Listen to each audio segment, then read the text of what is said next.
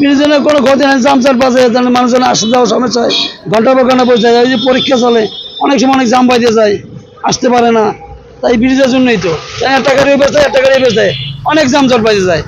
অনেক জায়গায় আমাকে ফুটপাথে লাইন যায়, দোকান গাড়ি করা যায়, বাধ্য হয়ে যায় ফুটপাথে বাজাতে যায়। রাস্তাও বড় দরকার, ব্রিজও দরকার। ওই ব্রিজের জন্য সমস্যা হইতেছে, আপনার থেকে ব্রিজ ছোট হয়ে গেছে পাশে, এই জন্য দুইটা গাড়ি ঠিকভাবে পার হইতে পারে না। এই কারণে ঘন্টার পর ঘন্টা জাম পড়ে থাকে, তাই জনসাধারণের অনেক সমস্যা হইতেছে। ব্রিজ অতি নিকটে, মানে এটা প্রয়োজন হয়, ব্রিজ দরকার, বড় বড় ব্রিজের দরকার।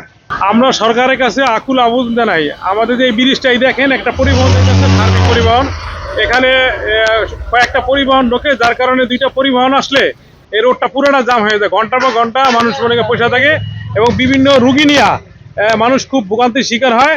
তাই আমরা সরকারের কাছে আকুল আবেদন জানাই।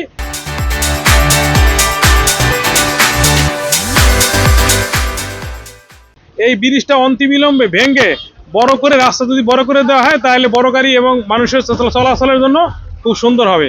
একটা অটো উঠলে আমরা গাড়ি নিয়ে যাইতে পারি না, অটো ভ্যান উঠলে রাস্তা ব্লক হয়ে যায়, বিশাল দাম করে যায় বাজারে। এর জন্য ভ্যানওয়ালারা আমাদের গালাগালি তুলাতুলি করে। এখন জনগণের স্বার্থ হলে আমরা এই রোডে গাড়ি নিয়ে ঢুকি, সাহেবরামপুর থেকে ঢাকা যায়। আমাদের দাবি এই ব্রিজটা ডবল না হওয়া পর্যন্ত এই রোডের শান্তি হবে না।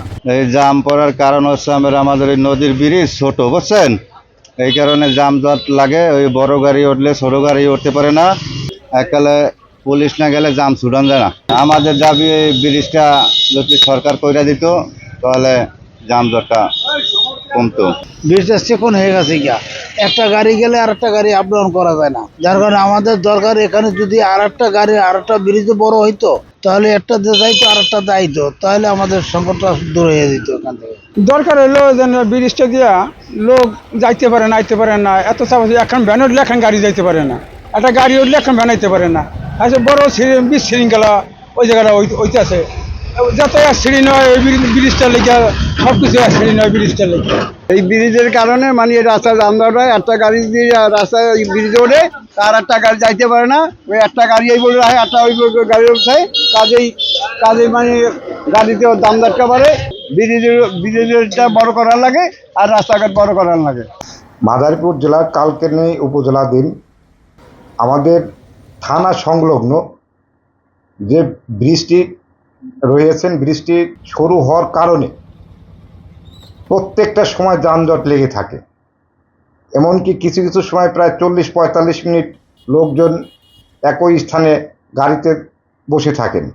ব্রিজ উন্নয়নের জন্য জমি অধিগ্রহণ করা আছে, কিন্তু ডিপিপিতে উক্ত ব্রিজটি অন্তর্ভুক্ত করতে না পারায়, নতুন কোনো ডিপিপি না থাকার কারণে ব্রিজটি আমরা উন্নয়ন করতে পারছি না। ডিপিপিতে যখনই আমাদের কোনো চাহিদা আসবে ব্রিজের, আমাদের মাদারীপুর জেলার ভিতরে বর্তমানে সবচেয়ে জনদুর্ভোগপূর্ণ ওই স্থানটি আমরা অতি দ্রুত লাঘব করার সচেষ্ট থাকব।